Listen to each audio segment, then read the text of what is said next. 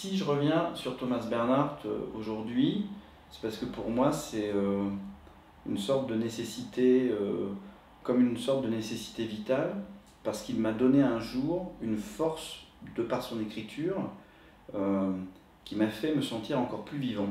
Je me sens vivant, très vivant, mais Bernhardt, par sa pensée, par sa littérature, par la force de ses mots, m'injecte quelque chose de vital, quoi. Et c'est cette chose-là, dans ce spectacle, que j'ai envie de partager avec le public. J'avais monté avec Célipote en 2012 des arbres à abattre à la colline. Euh, Bernard, j'ai rencontré sa littérature au début des années 2000 et ça m'a jamais quitté, quoi. C'est-à-dire que ce roman me séduisait énormément, des arbres à abattre, par rapport aux thématiques de l'art, de cette artiste Johanna sacrifiée, etc. Ça fait un écho très fort en moi aussi sur l'exigence, le travail artistique, etc. Et puis j'ai l'impression que je suis comme dans une forêt avec Thomas Bernhardt. Chaque roman, c'est comme une forêt, quoi. Et j'ai envie de m'y perdre, j'ai envie de les représenter.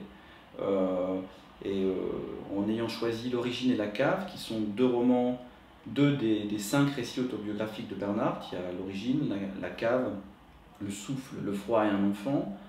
J'avais envie de revenir sur une trace extrêmement sensible qui est la manière dont il décrit et où il raconte son enfance quand il est lycéen à Salzbourg, à la fin de la Deuxième Guerre mondiale, euh, dans une sorte d'internat dirigé par un individu absolument terrifiant qui est Grunkrantz, qui représente en lui-même le national-socialisme.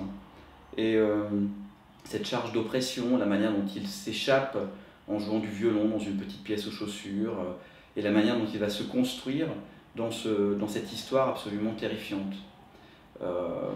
C'est quelque chose de très vif, très acéré, très à chaud en fin de compte. J'ai toujours trouvé que l'écriture de Thomas Bernhardt, c'était une écriture à vif, à chaud, qui nous obligeait, nous, acteurs ou metteurs en scène, en tout cas, d'être dans une zone d'intensité très importante, et aussi pour le public, je crois. Je crois que l'échauffement, il se fait entre les deux. Il est à la fois porteur de questions existentielles profondes, de questions politiques, de questions sociales aussi. Et j'avais envie de mettre ces textes-là en miroir avec notre époque. Donc j'ai créé une zone de fiction autour des deux romans, en imaginant en fin de compte que Bernhardt reviendrait aujourd'hui en 2017. Ça c'est un filigrane, je dirais, dans le projet, et quel serait son regard sur aujourd'hui, qu'est-ce qu'il aurait envie de faire aujourd'hui, comment il écrirait aujourd'hui. Ça c'est la part, je dirais, presque de projection ou onirique aussi qu'il y aura dans le spectacle. Et pour ce faire, j'ai voulu qu'on soit 5, en fin de compte, qu'on soit 5 acteurs. Annie Mercier, Thierry Bosc, Florent Pochet, Pauline Lauriard et moi-même. J'ai voulu réunir une équipe de 5 acteurs, dont moi compris, pour incarner des sortes de zones intérieures de Bernhardt à différents âges, ou avec des paradoxes. En fin de compte, ça soit comme il dit qu'il n'écrit jamais sur des paysages, mais il écrit sur des paysages intérieurs. Évidemment, c'est une phrase qui a beaucoup voyagé aussi dans l'imaginaire de gens, de grands metteurs en scène comme Christian Lupa. Et je trouve que, à juste titre d'ailleurs, parce qu'on peut se l'approprier pour soi-même, je pense en effet qu'il n'écrit que sur des paysages intérieurs.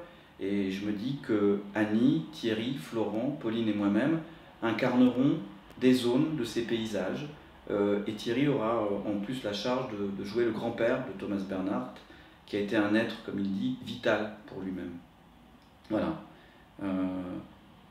En fin de compte, si ça ne s'appelait pas Le froid augmente avec la clarté, parce que Le froid augmente avec la clarté, c'est le titre d'un discours que Bernhardt a prononcé dans les années 60, quand il a reçu un prix pour son roman Gel, le premier grand roman de Thomas Bernhardt, Gel. Et il dit dans ce texte absolument magnifique et totalement énigmatique que le monde se refroidit, que le monde va devenir de plus en plus froid, et qu'en étant de plus en plus froid, on va atteindre de plus en plus de clarté. Le thème de la clarté, le thème du froid sont des thèmes qui sont très très puissants chez Thomas Bernhardt. Ils peuvent être à la fois négatifs, mais aussi chargés de quelque chose ou porteurs de quelque chose de très positif. C'est-à-dire que par exemple, il dit que la page est claire, ou que l'écriture éclaire une page qui est noire. Et je trouve qu'aujourd'hui, se dire que notre pratique d'acteur, notre pratique de théâtre, peut éclairer une zone obscure du monde, c'est quelque chose pour moi qui est très puissant. Et c'est pour ça que je souhaitais qu'on appelle ce spectacle Froid augmente avec la clarté.